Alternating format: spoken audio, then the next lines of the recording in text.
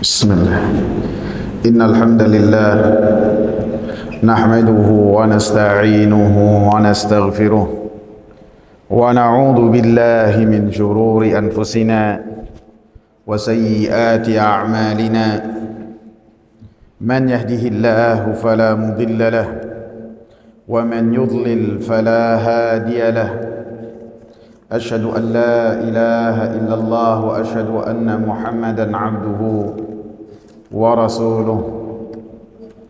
Allahumma salli wa sallim wa barik ala nabiyyina Muhammad wa ala alihi wa sahbihi wa man ittaba'a bihudahu ila yaumil qiyamah, wa ba'd. Hadirin jamaah sekalian yang saya muliakan, kita lanjutkan pembahasan kita mengenai kitab Riyadus Salihin min kalami Sayyidil Mursalin. Kita masih di hadis yang keempat, yang sebelumnya kita membahas tentang dua perawi, yaitu dari kalangan sahabat Jabir bin Abdullah Al-Ansari radhiyallahu anhuma dan Anas ibn Malik radhiyallahu anhu. Dan setelahnya juga kita membahas tentang peperangan Tabuk dengan secara garis besar saja dan yang berkaitan dengan pembahasan kita juga. Kemudian pertemuan kali ini insyaallah kita akan membahas kandungan dari hadis ini. Saya bacakan terlebih dulu hadisnya. An Abi Abdullah Jabir bin Abdullah Al-Ansari radhiyallahu anhu qala, dari Abu Abdullah Jabir bin Abdullah Al-Ansari radhiyallahu anhu qala, beliau berkata, kunna ma'an Nabi sallallahu alaihi wasallam fi ghazatin, bahwasanya kami bersama dengan Nabi sallallahu alaihi wasallam di dalam satu peperangan. Faqal, maka beliau mengatakan, inna bil madinati la rijalan ma sirtum masiran wa la qata'tum wadiyan illa kanu ma'akum habasahumul marad. Sesungguhnya di kota Madinah ada beberapa orang yang tidaklah kalian melakukan perjalanan dan tidaklah kalian menembus satu lembah kecuali mereka bersama dengan kalian. Habasahumul marad, mereka terhalang untuk ikut bersama kalian karena sakit.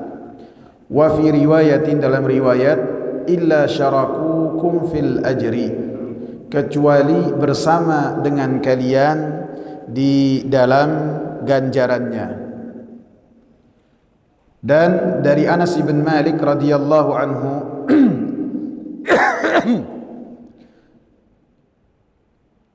beliau mengatakan, raja'na min ghazwati Tabuk, kami pulang dari peperangan Tabuk, ma'an Nabi sallallahu alaihi wasallam, bersama dengan Nabi sallallahu alaihi wasallam. Kemudian beliau berkata, inna aqwaman khalfana bil Madinah, sesungguhnya ada beberapa kaum, beberapa orang, khalfana, yang mereka berada di kota Madinah. Ma salakna syi'ban, tidaklah kita menempuh satu jalan, wala wadiyan, dan tidaklah kita masuk satu lembah, illa wahum ma'ana, kecuali mereka bersama dengan kita. Habasahumul udhur, dan mereka terhalang oleh udhur. Seperti yang sudah kita bahas dalam peperangan Tabuk, bahwasanya yang tidak ikut bersama dengan peperangan Tabuk bersama dengan Nabi sallallahu alaihi wasallam lebih dari 100 ataupun lebih dari 100. Dikatakan bahwasanya 82 di antara mereka adalah orang-orang munafik dan selebihnya adalah para sahabat yang mereka tidak ikut dalam peperangan Tabuk tersebut karena uzur.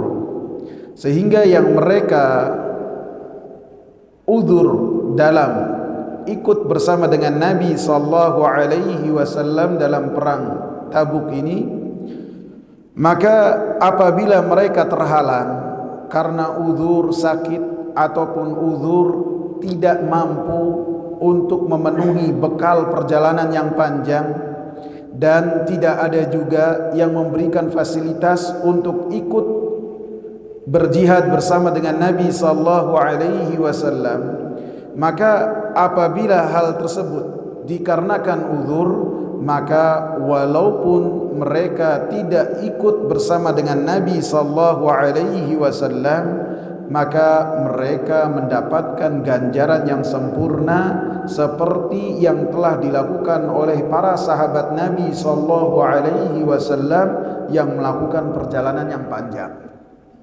Para sahabat mereka melakukan perjalanan selama 50 hari. 20 hari mereka berdiam di kota Tabuk. Sisanya untuk bolak-balik dalam perjalanan sepanjang 700 kilo. Dan pada saat itu panasnya luar biasa. Sehingga sahabat-sahabat yang tidak ikut tersebut karena uzur, mereka mendapatkan semua fadilah dan semua keutamaan yang didapat oleh orang-orang yang ikut bersama dengan Nabi sallallahu alaihi wasallam. Sehingga ini menunjukkan keutamaan niat dalam kebaikan. Keutamaan niat dalam kebaikan ini yang ada pada diri seseorang ketika niatnya itu benar-benar ingin melakukan amal soleh, sehingga ketika mereka tidak melakukannya karena terhalang uzur yang sehingga mereka tidak mampu melakukannya, maka mereka akan mendapatkan keutamaan dari amalan yang mereka terhalang dengannya, walaupun mereka tidak ikut, akan tapi karena keikhlasan yang ada di dalam hatinya, karena niat dan tekad untuk mereka beramal dengan amalan yang dilakukan oleh orang-orang yang mampu. Sehingga dikatakan oleh Al-Imam Nawawi rahimahullah, beliau mengatakan di dalam hadis ini ada keutamaan niat dalam kebaikan, bahwasanya siapa yang mereka memiliki niat untuk berperang ataupun selain dari berperang berupa ketaatan kepada Allah Subhanahu wa taala, akan tetapi terhalang oleh satu uzur, maka dia mendapatkan ganjaran yang sempurna dari niatnya. Sehingga semakin dia ini merasa susah dengan terlewatnya kebaikan yang ada di depannya, semakin dia itu susah, semakin dia itu merasa menyesal, maka ganjarannya akan semakin besar, tergantung dari apa yang menghalang, tergantung dari niat dan penyesalan yang ada di hatinya. Dan ini menunjukkan pentingnya as-sidqu ma'allah, jujur kepada Allah Subhanahu wa taala dalam niat, dalam berkata, dalam perbuatan. Sehingga orang-orang yang tidak melakukan perjalanan yang panjang ini mendapatkan keutamaan. Adapun 82 orang yang dikatakan oleh Rasulullah sallallahu alaihi wasallam sebagai orang-orang munafik, maka mereka tidak mendapatkan ganjaran yang telah Rasulullah sallallahu alaihi wasallam sebutkan. Dan ada 3 sahabat, yang 3 sahabat itu adalah 3 sahabat yang benar keimanannya, akan tetapi karena mereka ini menunda-nunda untuk ikut berperang dengan Rasulullah sallallahu alaihi wasallam, maka walaupun mereka berada di kota Madinah, tidak ikut berperang dengan Nabi sallallahu alaihi wasallam, tidak mendapatkan keutamaan yang disebutkan dalam hadis Jabir bin Abdullah dan Anas bin Malik. Ketiga sahabat itu adalah Ka'ab ibn Malik dan Murarah ibn Rabi dan Hilal ibn Umayyah. Ketiganya ini adalah sahabat sejati. Akan tetapi mereka terlena, mereka menunda-nunda kemudian sampai Rasulullah sallallahu alaihi wasallam pulang dari perang Tabuk, mereka tidak ikut bersama dengan Rasulullah sallallahu alaihi wasallam. Sehingga dikatakan oleh Al-Imam Ibnu Allan rahimahullah, beliau mengatakan, atau dikatakan oleh Imam Ibn Hajar Asqalani rahimahullah, dalam hadis ini bahwasanya seseorang akan mencapai dengan niat yang ada di hatinya, dengan keikhlasannya, ganjaran orang-orang yang beramal, walaupun dirinya terhalang untuk melakukan amalan tersebut dengan satu uzur, baik sakit ataupun tidak memiliki kemampuan untuk melakukan hal tersebut. Sehingga disebutkan oleh Al-Imam Muhammad bin Shalih Al-Utsaimin rahimahullah, dengan hadis ini beliau mengatakan, apabila seseorang memiliki niat untuk melakukan amal saleh kemudian terhalang oleh satu halangan, maka Allah Subhanahu wa taala akan menulis untuknya ganjaran terhadap apa yang dia niatkan.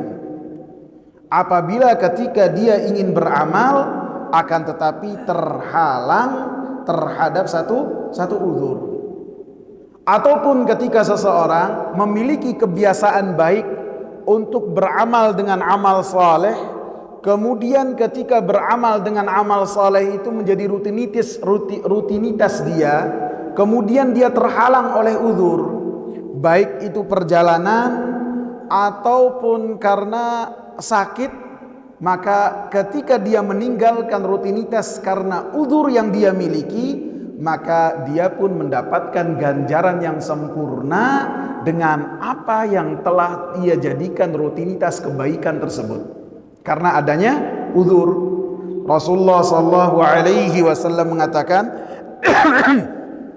"Idza maridal 'abdu aw safara kutiba lahu ma kana ya'malu sahihan muqima."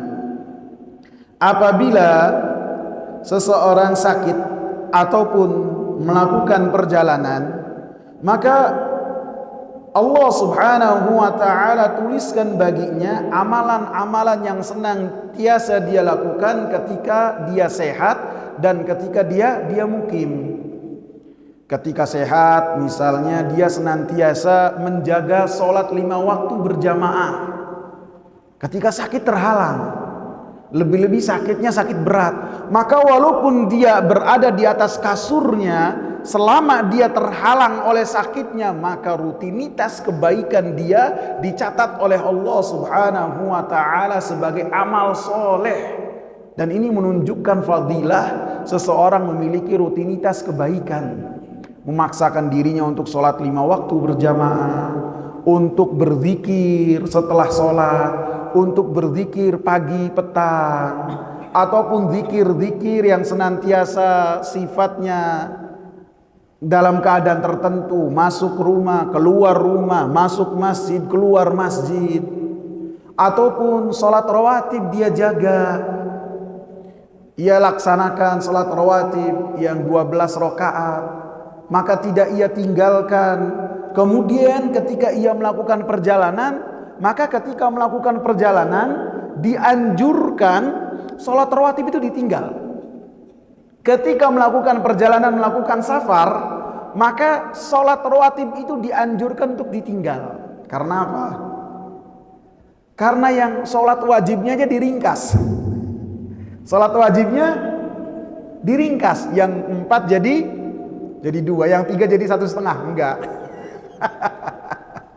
Ya kan, yang 4 jadi 2.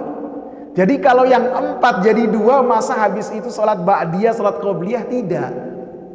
Jadi sholat rawatib yang mengiringi sholat fardu, maka apabila seorang melakukan perjalanan, maka hendaknya ditinggal. Kecuali 1 saja, sholat qobliyah al-fajr, sholat 2 rakaat sebelum sholat subuh, yang Rasulullah sallallahu alaihi wasallam katakan lebih baik daripada dunia dan seisinya.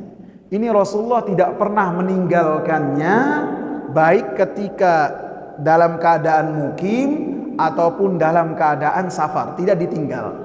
Adapun selainnya, maka Rasulullah sallallahu alaihi wasallam meninggalkannya. Nah, ketika seorang meninggalkan satu amalan yang apabila mukim, ketika mukim itu sunnah dan ketika safar itu ditinggalkan oleh Rasulullah, maka ketika ia meninggalkannya, maka rutinitas kebaikan dia senantiasa dicantumkan dan ditulis oleh Allah Subhanahu wa ta'ala secara sempurna tanpa ada kekurangan sedikit pun. Dan ini keutamaan yang luas dari Allah Subhanahu wa ta'ala kepada hamba-hambanya. Ketika hamba-hambanya terhalang untuk melakukan satu amalan, maka apabila ada uzur, maka amalan tersebut senantiasa dicantumkan dalam catatan kebaikan dia. Begitu juga ketika seseorang memiliki niat untuk melakukan satu amalan yang dengannya apabila dia mendapatkan keluasan akan melakukan amalan tersebut, maka Allah Subhanahu wa ta'ala memberikan ganjaran kepada orang-orang yang memiliki niat apabila memiliki keinginan dan tekad, apabila memiliki keluasan akan melakukan apa yang telah dilakukan oleh si fulan yang mereka melakukan dengan keluasan hartanya amalan-amalan yang telah disyariatkan oleh Allah Subhanahu wa ta'ala. Karena amalan-amalan ini ada yang sifatnya badani, semua orang bisa melakukannya. Salat, puasa, membaca Al-Quran, tidak harus ada duit baru bisa salat, bener nggak? Membaca Al-Quran tidak harus punya modal baru baca Al-Quran, tidak, semua bisa. Puasa, salat, ada amalan-amalan yang amalannya itu mali, ibadah maliyah, seperti zakat, seperti sedekah. Ada juga amalan ibadah yang gabungan di antara dua ibadah ini, seperti haji, seperti umroh, seperti jihad. Ini membutuhkan fisik dan membutuhkan harta, dua-duanya ada. Maka ketika sebagian orang memiliki kekuatan jasmani akan tapi tidak terhalang dari finansial, maka berandai-andai apabila saya memiliki keluasan seperti apa yang dimiliki oleh fulan, maka saya akan melakukan hal yang sama.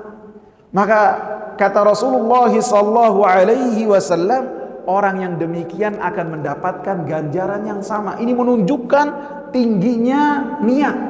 Perkara niat, perkara ikhlas, yang itu adalah amalan hati, ini sangat luas sekali dampaknya. Sehingga terhadap amalan-amalan yang kita terhalang darinya, akan kita dapat ganjaran tersebut dengan niat yang ada di hati kita, yang ada di dada kita. Rasulullah sallallahu alaihi wasallam katakan, innamad dunya li arba'ati nafar. Sesungguhnya dunia itu untuk 4 jenis manusia.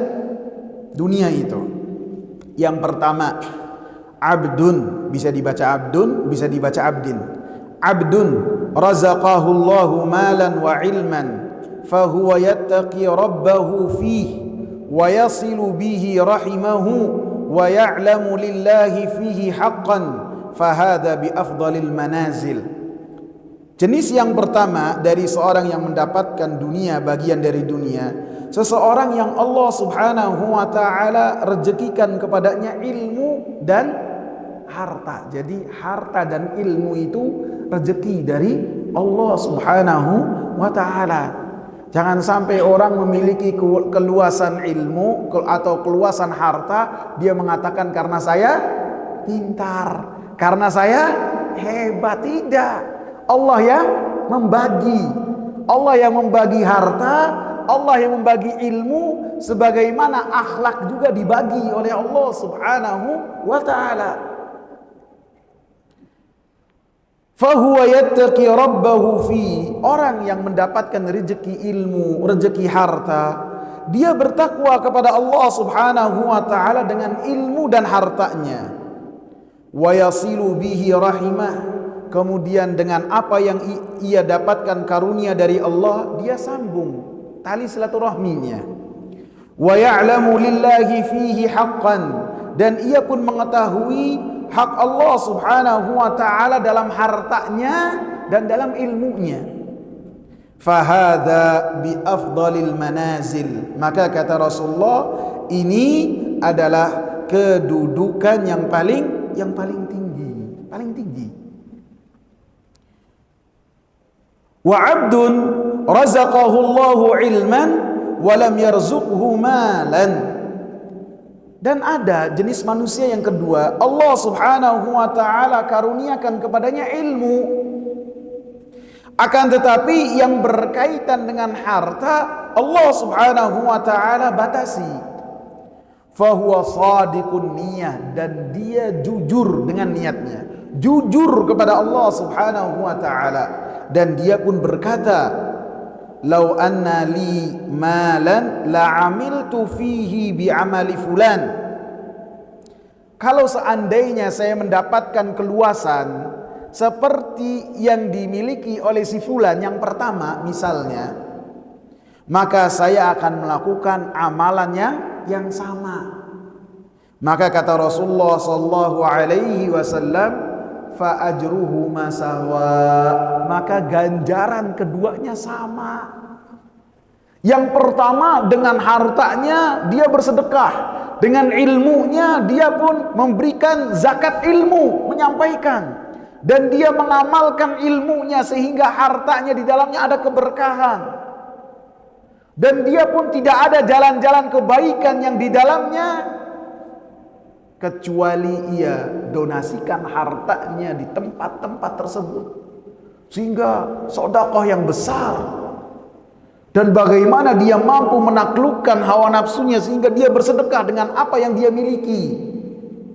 Orang yang kedua tidak melakukan ibadah dengan hartanya karena dia pas-pasan, akan tapi dia memiliki ilmu dan dia mengamalkan ilmunya, dan ilmu yang dia miliki mengantarkan kepada dia supaya dia memiliki niat yang sama seperti yang dilakukan oleh orang yang pertama. Kata Rasulullah apa?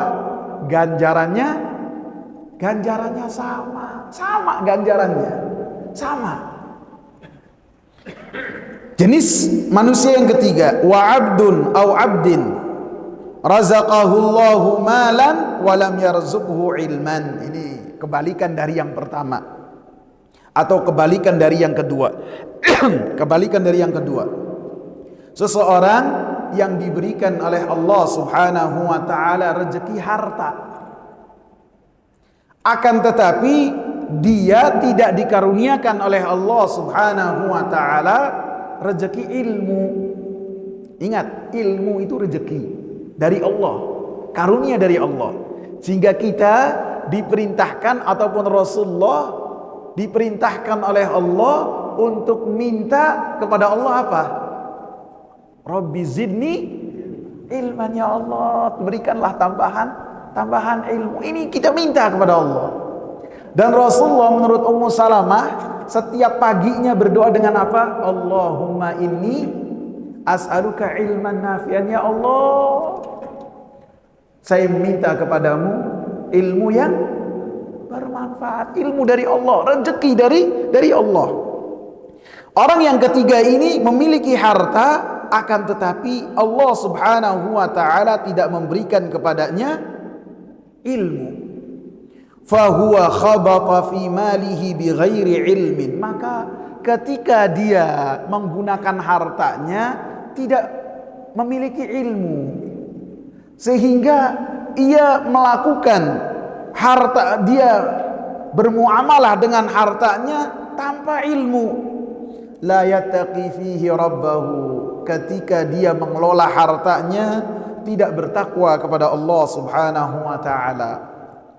Wala yasilu fihi rahimah, dan dia pun tidak menyambung tali silaturahmi dengan hartanya. Wala ya'lamu lillahi fihi haqqan, dan dia pun tidak mengetahui hak-hak Allah Subhanahu wa taala dalam hartanya, tidak menunaikan zakat, tidak mengeluarkan sedekah karena dia jahil. Mungkin yang berkaitan dengan kemaksiatan dia sangat royal. Bisa jadi donatur yang pertama untuk mengeluarkan harta dengan jumlah yang besar dan dia bangga dengannya. Namanya disebut. Dalam apa? Kemaksiatan. Dalam apa? Kesyirikan. Dalam apa? Perbuatan bid'ah. Karena dia tidak mengetahui, jahil. Sudah jahil, tidak mau belajar. Maka ketika dia menggunakan hartanya tidak bertakwa kepada Allah Subhanahu wa taala, dan Rasulullah vonis fahadza bi akhbathil manazil, maka yang kedudukan yang ketiga ini adalah sejelek-jelek jenis manusia. Sejelek-jelek jenis manusia. Sehingga ketika dia menggunakan hartanya tidak mendapatkan ridha dari Allah Subhanahu wa taala. Yang keempat, wa 'abdun lam yarzuqhu Allahu malan wala ilman. Ini yang parah nih. Yang keempat, tidak dikaruniakan oleh Allah kepadanya ilmu dan harta. Fahuwa yaqul, karena dia itu jahil dan tidak memiliki harta, lihat jenis manusia yang ketiga, dia silau. Dia silau. Tapi ketika melihat jenis manusia yang pertama, yang dengan ilmunya, dengan hartanya, dia bertakwa kepada Allah Subhanahu wa taala, dia tidak tergugah. Akan tetapi melihat orang dari satu tempat ke tempat yang lain, bisa dia traveling, bisa dia pesta, bisa dia melakukan kemaksiatan. Sekarang seorang melakukan kemaksiatan tidak menjadi rahasia antara dia dengan Allah, tidak. Tapi apa? Di-upload, betul enggak? Dipamerkan, ditunjukkan, semua orang tahu. Kalau dulu mungkin yang tahu tetangga. Sekarang bisa jadi orang Afrika tahu apa yang dilakukan oleh orang yang ada di sekitar kita. Dunia menjadi sangat kecil dan dia berbangga orang yang bermaksiat. Maka orang yang jahil, jenis manusia yang keempat ini, melihat orang yang alim dan memiliki ilmu, memiliki harta, dia tidak tergugah untuk menjadi sepertinya. Akan tapi melihat orang yang memiliki harta tanpa ilmu dan bermaksiat kepada Allah, dia mengatakan, lau anna li malan la amiltu fihi bi amali fulan. Seandainya saya itu memiliki harta seperti si fulan yang berpesta, yang bermaksiat dan tidak mendapatkan ridha dari Allah, fahuwa biniyatihi fawizruhu masawa, kata Rasulullah, maka dia manusia yang keempat ini dengan niatnya dia mendapatkan dosa yang sama, walaupun dia tidak memiliki kemampuan untuk melakukan hal yang sama seperti jenis manusia yang ketiga. Ini menunjukkan apa? Bahwasanya niat ini adalah sangat luar biasa. Terkadang ada manusia-manusia yang tidak mereka melakukan satu amalan dan terhalang dari amalan tersebut, akan tetapi mereka mendapatkan dosa ataupun mendapatkan ganjaran dengan niat yang ada di hatinya. Para sahabat ridwanullahi alaihim, mereka pun sama Allah Subhanahu wa taala diberikan kedudukan yang berkaitan dengan harta berbeda-beda.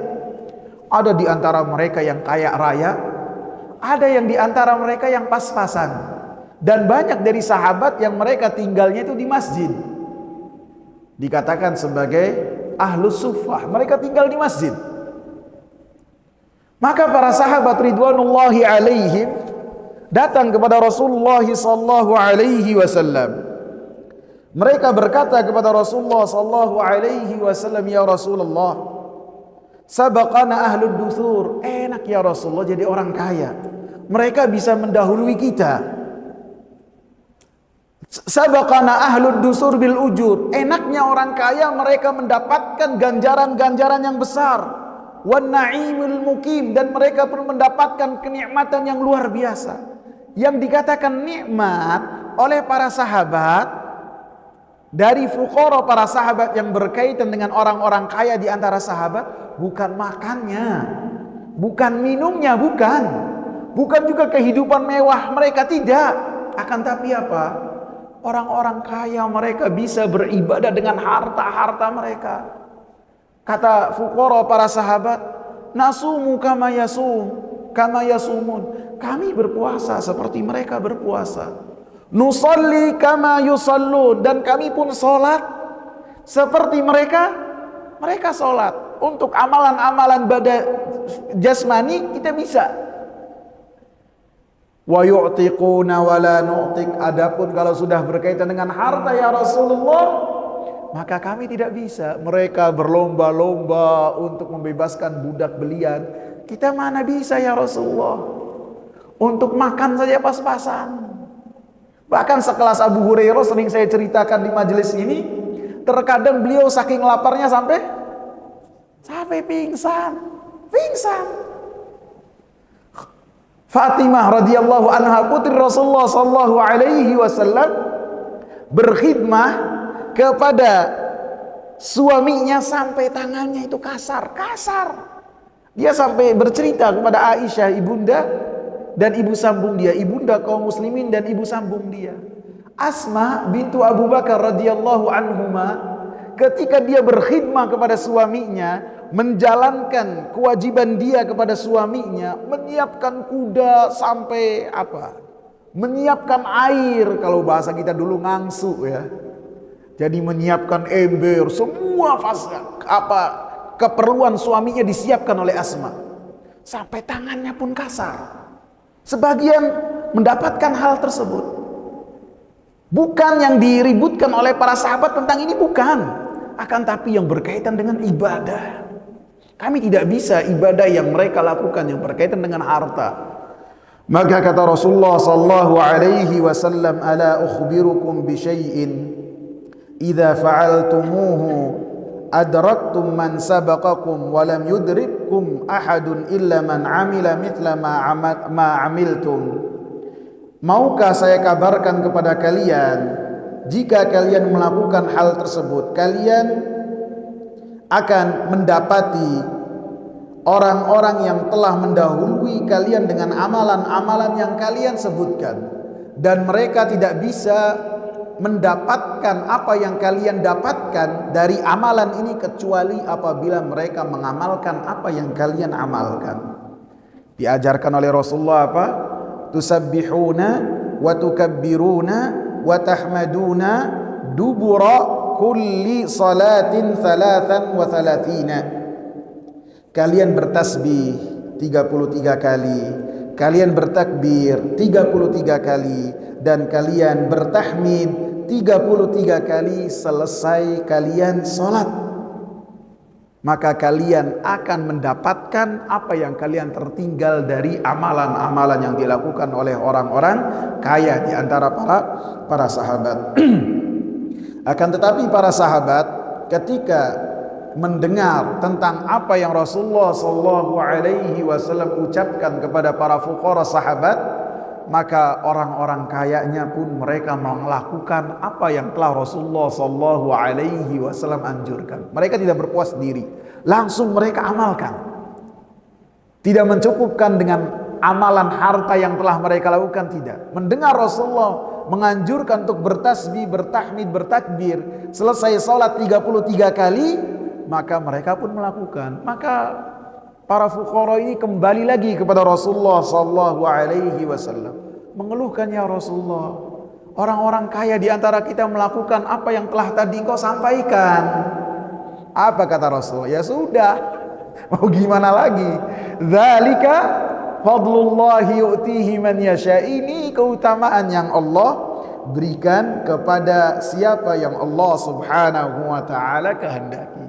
Jadi ya kalau mengamalkan lagi ya sudah, mau gimana lagi. Jadi dalam hadis yang kita sebutkan yang berkaitan dengan kisah para sahabat dan hadis yang berkaitan dengan 4 manusia yang bagaimana mereka di dunia dengan harta dan ilmu mereka, menunjukkan rahmat Allah subhanahu wa ta'ala yang sangat luas kepada hamba-hambanya.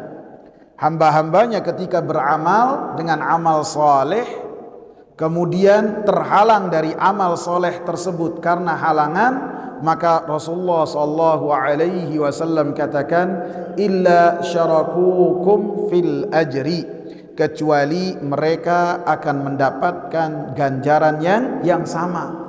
Tidaklah menempuh perjalanan kecuali mereka mendapatkan ganjaran yang sama. Yang menempuh capek, lelah, kepanasan, kehausan, kalau malam kedinginan.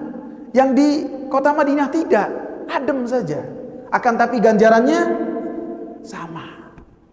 Dan ini Allah subhanahu wa ta'ala sebutkan bagaimana kepayahan orang-orang yang berjihad fisabilillah dalam surat At-Taubah ayat 121 dan 120 dan 121. Dzalika bi annahum la yusibuhum dhama'un wala nasabun wala makhmasatun fi sabilillahi wala yata'una mawti'an yaghidhul kuffara wala yanaluna min aduwwin nailan illa kutiba lahum bihi amalun salih innallaha la yudhi'u ajral muhsinin.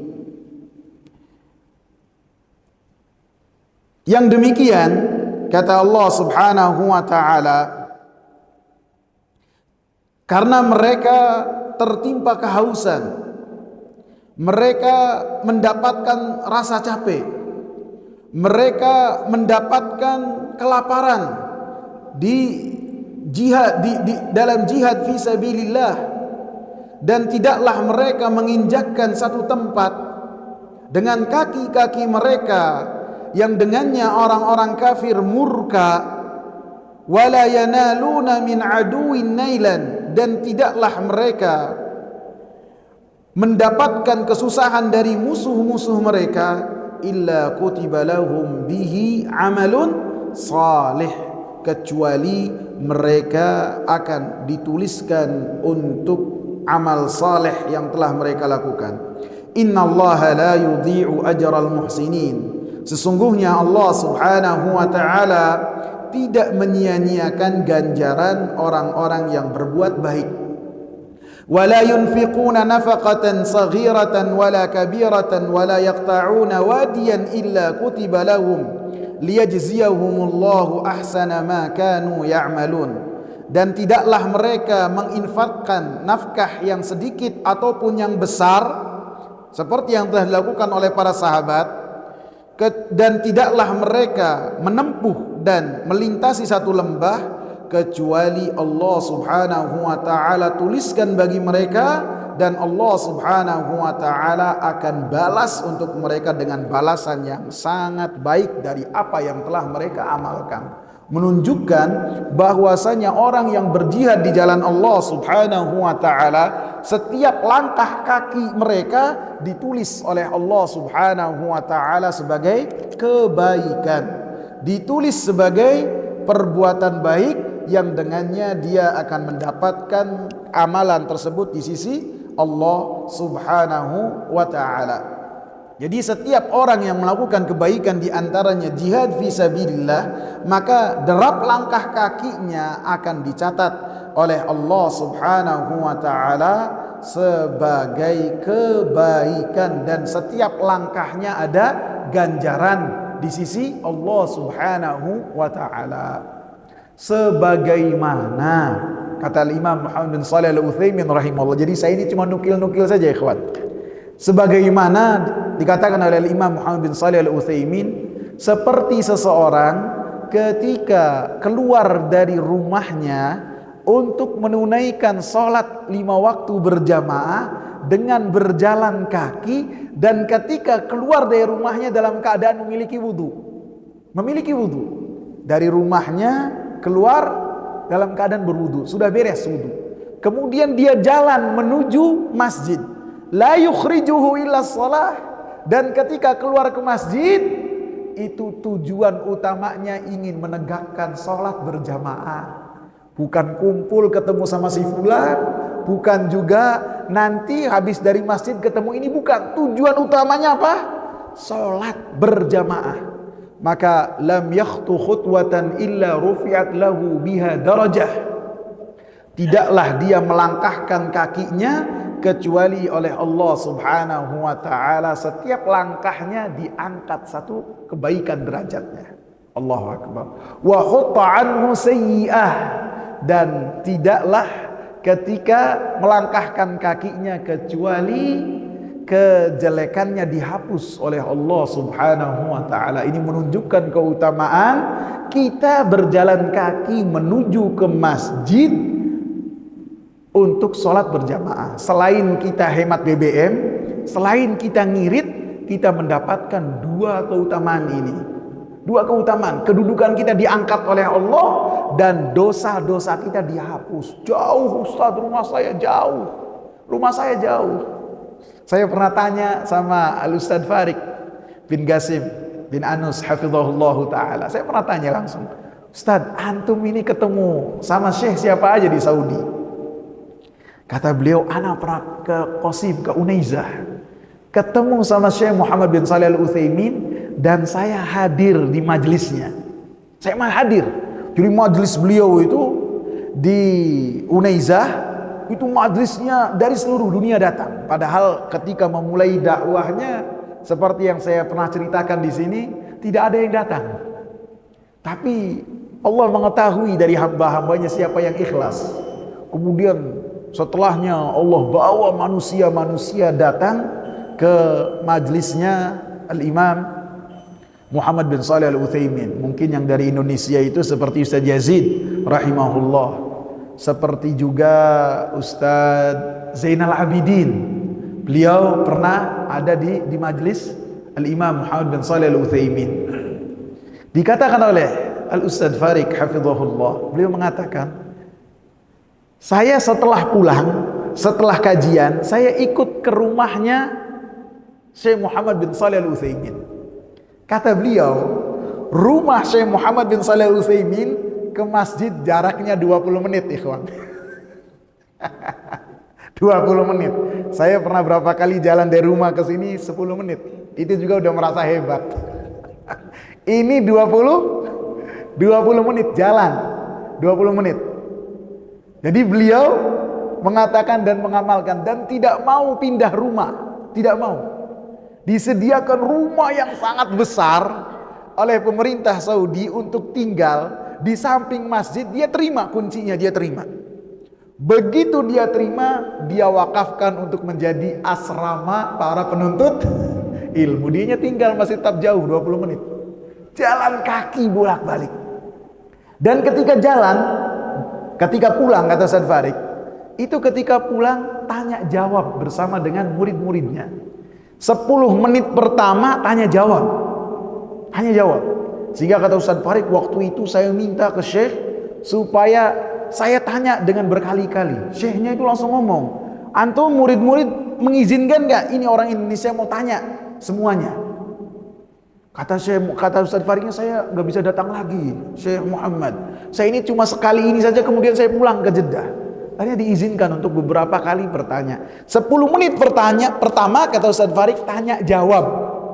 10 menit kedua untuk mengoreksi kajian beliau. Kali aja ada perkataan-perkataan yang salah sehingga muridnya membacakan apa yang disampaikan oleh Al-Imam Muhammad bin Shalih Al-Utsaimin. Ini menunjukkan hal yang luar biasa sekali dan dicontohkan oleh Al-Imam Muhammad bin Shalih Al-Utsaimin. Alhasil, seseorang ketika melangkah dalam kebaikan, maka langkah-langkahnya dicatat oleh Allah Subhanahu wa taala sebagai kebaikan di sisi Allah, dan derap langkah kaki kita akan menjadi saksi di hadapan Allah bahwasanya kita melakukan kebaikan, dan bekas telapak kita di bumi ini pun akan mengabarkan kepada kita di hari akhir kelak bahwasanya mereka telah dilangkai oleh kita untuk melakukan ketaatan kepada Allah Subhanahu wa taala. Dan saya ingatkan, ini keutamaan ketika menuju masjid dalam keadaan sudah memiliki taharah, kemudian berjalan kaki menuju masjid.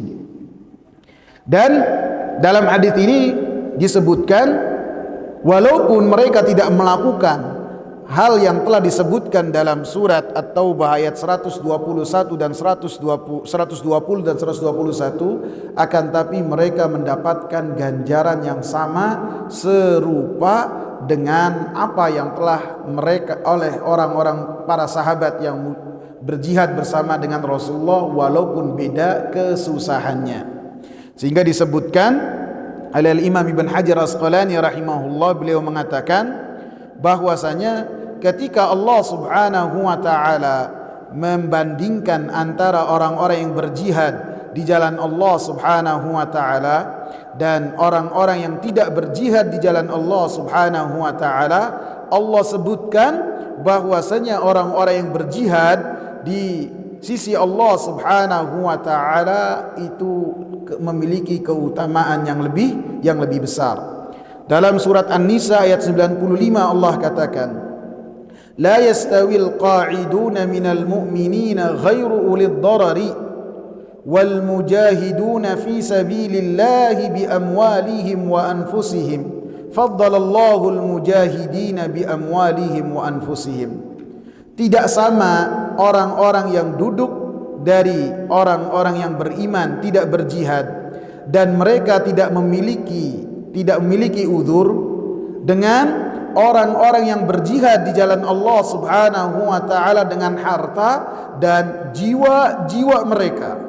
Allah katakan, faddalallahu al-mujahidina bi amwalihim wa anfusihim. Allah Subhanahu wa taala berikan keutamaan kepada orang-orang yang berjihad di jalan Allah dengan harta dan jiwa mereka. Dikatakan oleh Imam Mahlab, beliau mengatakan bahwasanya ayat ini Allah jadikan orang-orang yang berjihad itu lebih baik daripada orang-orang yang tidak berjihad, ketika orang-orang yang berjihadnya tidak memiliki uzur. Akan tetapi ketika orang-orang yang tidak berjihadnya mereka memiliki uzur, maka kedudukan mereka sama dengan orang-orang yang berjihad di jalan Allah Subhanahu wa taala. Paham apa enggak? Apa belibet saya ngomongnya? Paham ya? Benar ya? Jadi keutamaan yang Allah Subhanahu wa taala berikan kepada orang-orang yang berjihad atas orang-orang yang tidak berjihad, ketika orang-orang yang tidak berjihad itu tidak memiliki uzur. Akan tapi apabila mereka memiliki uzur dan memiliki niat yang benar dengan Allah Subhanahu wa taala, maka mereka mendapatkan ganjaran yang sama. Kemudian di dalam hadis ini juga menunjukkan bagaimana semangat para sahabat dalam berjihad di jalan Allah Subhanahu wa taala. Karena Jabir bin Abdullah mengatakan, dulu kami bersama dengan Nabi sallallahu alaihi wasallam dalam satu peperangan. Begitu juga Anas bin Malik, beliau mengatakan, raja'na min ghazwati Tabuk, kami pulang dari peperangan Tabuk.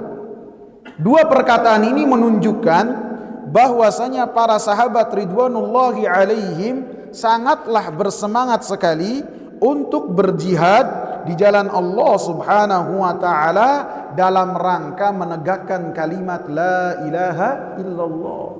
Dan para sahabat ketika berjihad, jihadnya luar biasa sekali. Bahkan ketika di antara mereka dalam aktivitas tersebut biasanya lalai dari berjihad di jalan Allah, dari perbuatan-perbuatan yang lainnya, akan tapi ketika diserukan jihad mereka tinggalkan semua amalan dan perbuatan untuk berjihad di jalan Allah Subhanahu wa taala.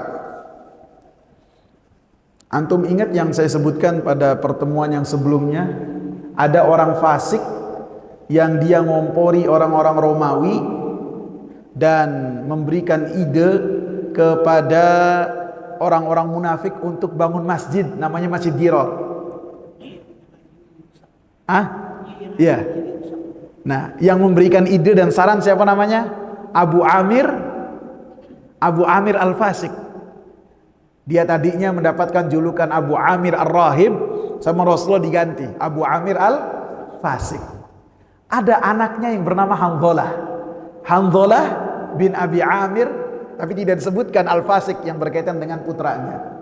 Putranya ini orang yang beriman sejati, sahabat yang mulia. Antum bayangkan, bapaknya orang yang memerangi, anaknya apa? Sahabat yang mulia. Rasulullah sallallahu alaihi wasallam dalam perang Uhud mengatakan, "Inna sahibakum tagsiluhul malaika." Ini Hanzalah mati dan wafat dalam peperangan Uhud. Syahid. Ditebas oleh Syaddad ibn al-Aswad. Ketika dia akan menebas Abu Sufyan, langsung disikat dari belakang oleh Syaddad ibn Aus. Langsung terkapar. Kata Rasulullah, ini orang tagsiluhul malaika, kok dimandiin sama para malaikat. Jadi jenazahnya dimandiin oleh para malaikat. Dan ini perkara yang gaib, yang hanya diketahui oleh Rasulullah, itu pun dari wahyu dari Allah. Fas'alu sahibatah, kalian tanya keluarganya kenapa dimandiin, kenapa?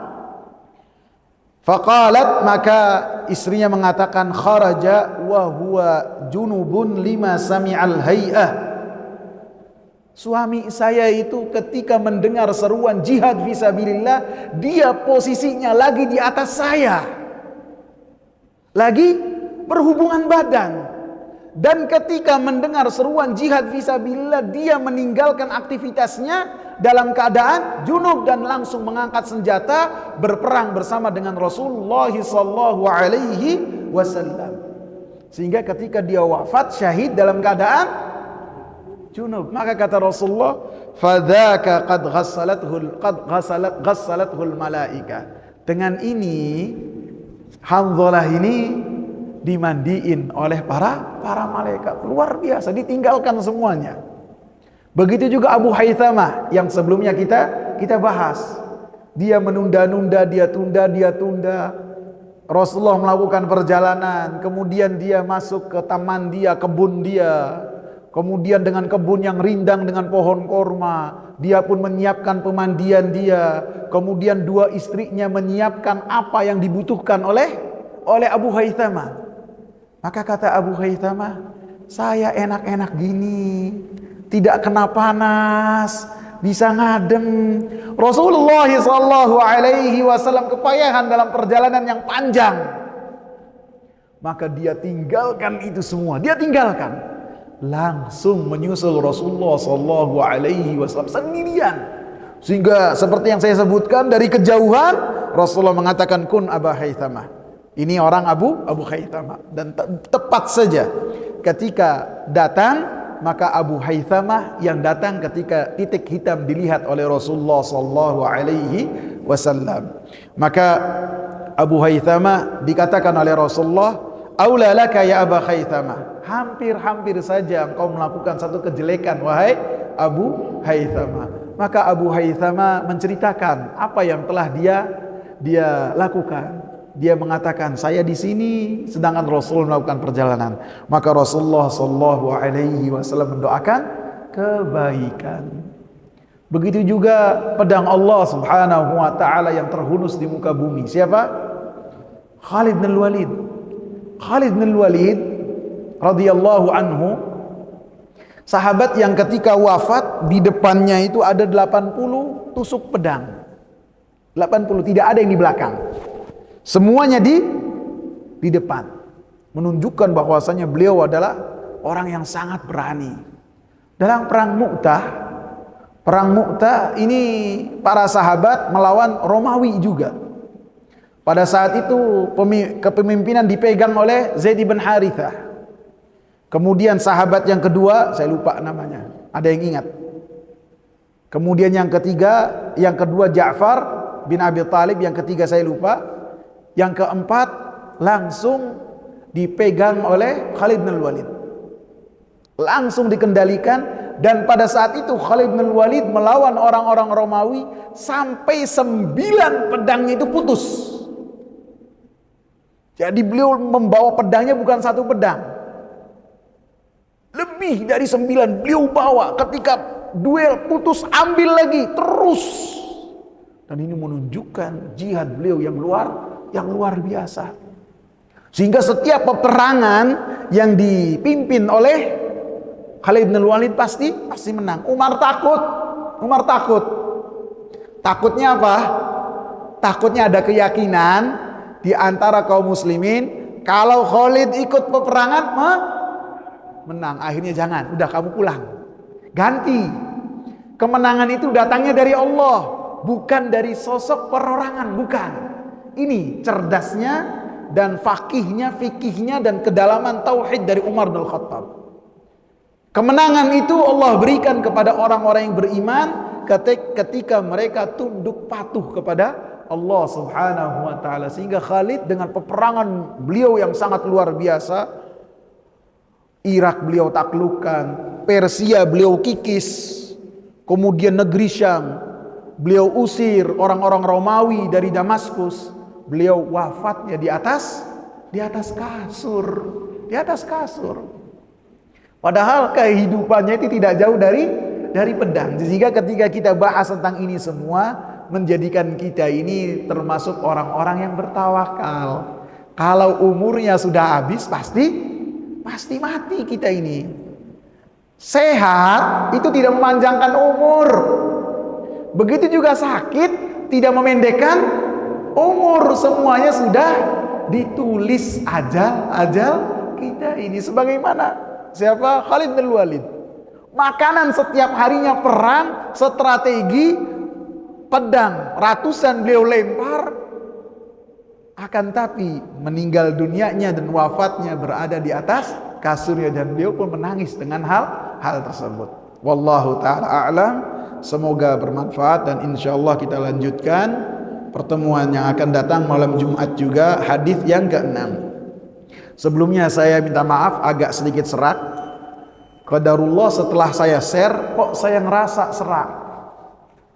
Tapi mudah-mudahan kata Imam Nawawi, termasuk orang itu mendapatkan kesembuhan ketika dia mengajarkan ilmu yang bermanfaat. Mudah-mudahan setelah saya menyampaikan ilmu yang bermanfaat ini, mudah-mudahan saya pun suaranya menjadi kembali seperti biasa. Semoga bermanfaat. Subhanakallahumma bihamdika asyhadu an la ilaha illa anta astaghfiruka wa atubu ilaik.